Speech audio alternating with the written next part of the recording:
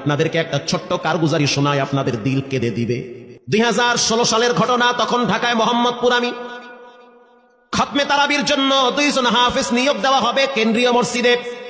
অনেক হাফেজে কোরআনরা সিরিয়াল ধরেছে তারাবি পড়াবে। কার মনে না চায় এত বড় এক মসজিদে আমি যদি চান্স পাইতাম তো আমার কপালটা খুলে যেত। শুক্রবার দিন সবাই দরখাস্ত রাখলো, ইন্টারভিউ শুরু হয়ে গেল। পরের জুমায় অসংখ্য ছাত্রদেরকে দেখছি খতমে তারাবির জন্য ইন্টারভিউ সিরিয়াল দিয়েছে। ইন্টারভিউ বোর্ডের ভিতরে আমি ছিলাম। কয়েকজন হাফেজকে আমরা সিলেকশন করছি যে এদেরকে নেওয়া হবে। এদের তেলাওয়াত সুন্দর, পড়াও বড় মজার। আমরা কাগজগুলো এক জায়গায় জমা করছি। পরের জুমায় আমরা ঘোষণা দিয়ে দিব কোন মায়ের সন্তান চান্স পাবে। পরের জুমায় যখন জুমার নামাজের পর 3টার দিকে যখন আমরা বসে বসে ফলাফলগুলা দেখতেছি যে কাকে কত নাম্বার দেওয়া হয়েছে, দরওয়াজা লাগায় দিছি, জানলা লাগায় দিছি, এসি ছেড়ে দেওয়া হয়েছে, সব লাগানো, বাহির থেকে কিছুই দেখা যায় না। ইন দি মিন টাইমে মসজিদের বারান্দার দরওয়াজায় কে যেন নক করতেছে। খাদেম সাহেব আস্তে করে জানলা খুইলা উকি মাইরা দেখতেছে যে 2টা ছোট বাচ্চা বাহিরে দাঁড়িয়ে আছে, একেবারে অল্প বয়স। খাদেম প্রশ্ন করলো, তোমরা কারা, কেন আসছো?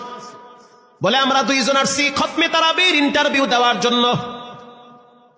খাদেম সাহেব একবার পায়ের দিকে তাকায়, আবার জামার দিকে তাকায়, কারণ কথার সাথে বাহ্যিক সুরত মিলে না। অন্য ছাত্রদেরকে দেখছি কত উন্নত পোশাক পরে, গেটআপ কত সুন্দর করে ইন্টারভিউ দেওয়ার জন্য আসছে। আর এই 2 জনের দিকে তাকায় দেখলাম মনে হয় রাস্তায় ভিক্ষা করতে করতে আইছে, মানায় না, একেবারে গরিব। খাদেম বলল, ইন্টারভিউর ম্যাচ শেষ, চলে যাও বাড়িতে, নেওয়া হবে না। যাদের ব্যাপারে পরীক্ষা নেওয়া হয়েছে তাদের ব্যাপারে ঘোষণা দেওয়া হবে। বাচ্চা 2টা নাসরবান্দা বলতে আছে, আমাদের তো টাকা নাই যে আমরা ভাড়া দিয়ে এখানে আসবো। বাবায় বড় কষ্ট করে 2-4টা টাকা জমা কইরা পকেটে দিয়া পাঠায় দিছে, এজন্য আসতে দেরি হয়েছে। খাদেমের বড় মায়া লাগছে, কারণ খাদেমও গরিবের সন্তান। ভিতরে গিয়া মুয়াজ্জিম সাহেব বলতে আছে, ও ভাই, বাহিরে 2টা বাচ্চা দাঁড়ায় আছে, ওরা নাকি হাফেজে কোরআন, কিন্তু দেখলে তো মানায় না। মুয়াজ্জিম সাহেব ধমক দিয়া বলতে আছে, কোনো সুযোগ নাই, তাড়ায় দাও। খাদেম গিয়া ইমামের কানে কানে বলতে আছে, হুজুর, বাহিরে 2টা বাচ্চা দাঁড়িয়ে আছে, চেহারার ভিতরে এত মায়া, কিন্তু বাহ্যিক সুরত মিলে না, ওরা নাকি কোরআনের হাফেজ। পাশেই তো রহমানিয়ার মুহাদ্দিস সাহেব বসা আছে, তিনি বলতে আছে, কি ব্যাপার, ফিস ফিস করে আপনি কি বলতেছেন? বলে, হুজুর, বাহিরে 2টা বাচ্চা দাঁড়িয়ে আছে, তারা খতমে তারাবির ইন্টারভিউ দিতে চায়। মুহাদ্দিস সাহেব বলল, কোনো কথা নাই, আল্লাহর ঘরের দরওয়াজা খুলে দাও, এখানে কোনো পার্সিয়ালিটি চলবে না। আল্লাহর ঘরের দরওয়াজা সবার জন্য খুলে দেওয়া হবে, আসতে দাও, ভিতরে বসতে দাও। যদিও ওদেরকে দেখতে মানায় না, বংশগত তেমন মর্যাদা নাই, ভিতরে আল্লাহর কোরআন থাকার কারণে আমাদের উপরে ওয়াজিব হয়ে গেছে তাদেরকে সম্মান করা। কোন দিক থেকে মানায় না, কিন্তু ভিতরে আল্লাহর কোরআন আছে, এজন্য তাদের মর্যাদা অনেক বেশি। এবার বাচ্চা 2টা বাহিরে উজুখানায় গিয়া সুন্দর করে উজু বানাইল। উজু বানাইয়া ভিতরে ঢুইকা আমি তাকায়া দেখতেছি লঙ্গির এক মাথা নিচে আর এক মাথা উপরে। এতটাই ভয়াবহ অবস্থা, কিন্তু আজীব দৃশ্য। 2 জনের চেহারা একই রকম লাগে, 2 জনের চেহারা একই রকম লাগে। কে বড় কে ছোট বোঝা বড় কঠিন হয়ে গেছে। মুসলমান ভাইয়েরা আমার, ইমাম সাহেব প্রশ্ন করলো, তোমরা 2 জনের বাড়ি কোথায়? বলে, আমরা নারায়ণগঞ্জে ভাড়া থাকি। বাড়ি কোথায়? বলে, আমাদের বাড়ি কুড়িগ্রামে। কুড়িগ্রাম থেকে ঢাকায় কেমনে আসছো? বলে, বাবাই ঢাকায় নিয়ে আসছে। কয় মাসে কোরআন শরীফ খতম করেছ? বলে, আমরা 2 জনে 11 মাসে 30 পারা কোরআন খতম করেছি। ইমাম সাহেব একবার চেহারার দিকে তাকায় আর একবার পায়ের দিকে তাকায়। স্থানীয় গণ্যমান্য অনেক ব্যক্তিরা তাকায় আছে এদের দিকে। ইমাম সাহেব বলতে আছে, বাবা, তারাবির ইন্টারভিউ শেষ হয়ে গেছে, বাড়ি চলে যাও। যেটা একটু দেখতে ছোট, ও চোখের পানি দেখলাম টিস্যু দিয়া মুছতেছে। কেন কাঁদতেছো? বলে, আমরা গরিব, তার জন্য মনে হয় আমাদেরকে তাড়ায়া দিতেছে। আমরা জানতাম না ইন্টারভিউ তাড়াতাড়ি শেষ হয়ে যাবে, আসতে দেরি হয়েছে, কারণ আমাদের তো ভাড়া টাকা ছিল না, বাবাই কষ্ট করে কিছু টাকা দিয়েছে, সেটা দিয়ে এখানে আসছি। এবার মুহাদ্দিস সাহেব বলতে আছে, তাহলে একটা কাজ করো, তুমি কিছু তেলাওয়াত করে শোনাও। 2 জনেই উত্তর দিল যে, আমরা তেলাওয়াত করলে তো আর নিবেন না, আপনারা প্রশ্ন করেন, আমরা 2 জনে উত্তর দিব। আমি তো আশ্চর্য হয়ে গেলাম, জীবনে কত হাফেজ দেখছি, এরকম হাফেজ দেখি নাই। প্রশ্ন করবেন, আমি উত্তর দিব। বুঝতে পারলাম ভিতরের খবর কেউ না জানলেও একজন জানেন, তিনি হলেন কে? মুহাদ্দিস সাহেব বলতে আছে, বাবা, প্রশ্ন করব, ঠিক আছে, তোমাদের মন মতো একটু তেলাওয়াত করে শোনাও। তেলাওয়াত যদি মানসম্মত হয় তাহলে ইন্টারভিউ নিব, যদি না হয় তাহলে ছাঁটাই করে দিব। এবার ছোট যেটা সেটা তেলাওয়াত শুরু করলো সূরা তাহা থেকে। তাহা মা আনজালনা আলাইকাল কুরআনা লিতাশকা। এত সুন্দর পড়া মনে হইতেছে আসমান থেকে কোরআন নাজিল হইতেছে। এত সুন্দর পড়া, কত রঙের ঢঙের পড়া শুনলাম, এই পড়া কোনোদিন শুনি নাই।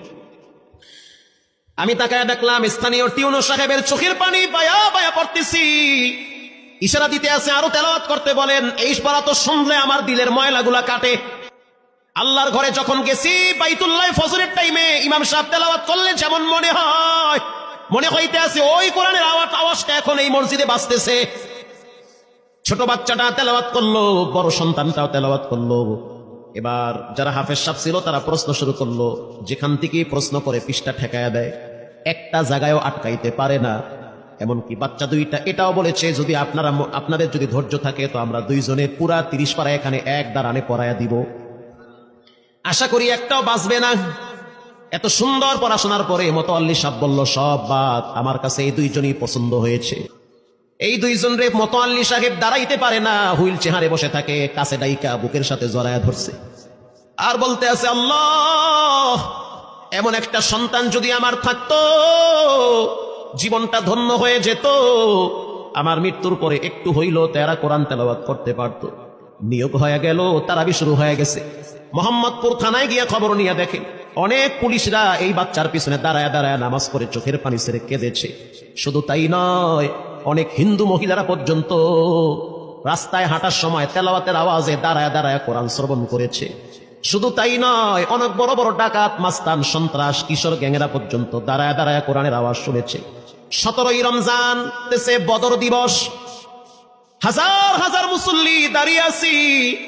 ইমাম সাহেব জানে না যে এরা দুইজনে আপন মায়ের পেটের ভাই হয়, এটা ইমামের জানা নাই। দুইজনে তারাবি চলতে আছে, চমৎকার পড়া, পিছনে শত শত মাওলানা মুফতি দাঁড়ায় থাকে। মনে হইতেছে তেলাওয়াতের আওয়াজে আর এক জগতে হারিয়ে যায়, এত সুন্দর পড়া। তারাবি শেষ হয়ে গেল, মুসাফা শুরু হয়ে গেল। বাচ্চা দুইটারে কেউ বুকের সাথে জড়ায়, কেউ কপালে চুমা দেয়, বলে আল্লাহর কোরআনকে চুমা দেই। হাজার হাজার মানুষ যখন আস্তে আস্তে নামাজ শেষ করে চলে গেল, একেবারে মসজিদের পিছনে বারান্দার পরে আরো একটা বারান্দা থাকে, ওই বারান্দায় এক লোক বসে বসে গামছা দিয়া চোখের পানি মুছতেছে। কিছুক্ষণ পরে লোকটা দেওয়ালের সাথে কপালটা ঠেকায় দিয়া একেবারে অস্থির হয়ে গেল, মনে হচ্ছে তার ভিতরে কাঁপুনি শুরু হয়ে গেছে। কিছু মুসল্লি গিয়া প্রশ্ন করলো, কি হয়েছে আপনার? বলে আমার কিছুই হয় নাই। টাকা লাগবে? বলে না, টাকা লাগবে না। তাহলে আপনি কেন এখানে কাঁদতেছেন? বলে আমি এমনি কাঁদতেছি, এটা কষ্টের কান্না না, এটা খুশির কান্না। এটা কষ্টের কান্না না, এটা খুশির কান্না, আনন্দর কান্না। আল বুকা মিনাল ফারাহ, অতি সুখে মানুষ কখনো কখনো কেঁদে দেয়, চোখের পানি ছেড়ে দেয়।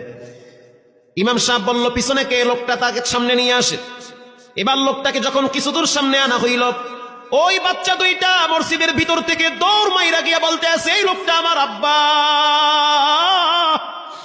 ইনি আমার আব্বা হয়। ধমক দিবেন না, রাগ করবেন না, আমার আব্বা ঢাকা শহরে রিক্সা চালায়। রিক্সা চালায় চালায় আমাদের দুইটা ভাইরে কোরআনের হাফেজ বানাইছে। ইমাম সাহেব ধমক দিয়া বলতে আছে, আপনি কেন দেরি করলেন? আগে কেন আসলেন না? রিক্সাওয়ালা বলতে আছে, আমি যদি আগে আসতাম আর যদি পরিচয় দিতাম আমি রিক্সাওয়ালা, হয়তো আমার বাচ্চা দুইটারে মানুষ খোটা দিবে যে রিক্সাওয়ালার পোলা। এজন্য আমি আসি নাই। দূর থেকে নামাজে কোরআন তেলাওয়াত শুইলা আবার আস্তে করে দূরে চলে যাই। মাঝে মাঝে বাচ্চা দুইটার সাথে দূর থেকে আইসা দেখা করি। এটাই হলো কোরআনের বরকত। পরে শুনতে পারলাম এই বাচ্চা দুইটার মাও নাকি গাড়ি অ্যাক্সিডেন্টে মারা গেছে। লাশ পড়ে আছে সেই কুড়িগ্রামে। একটা ছেলের নাম জুবায়ের আর একটার নাম হলো তালহা।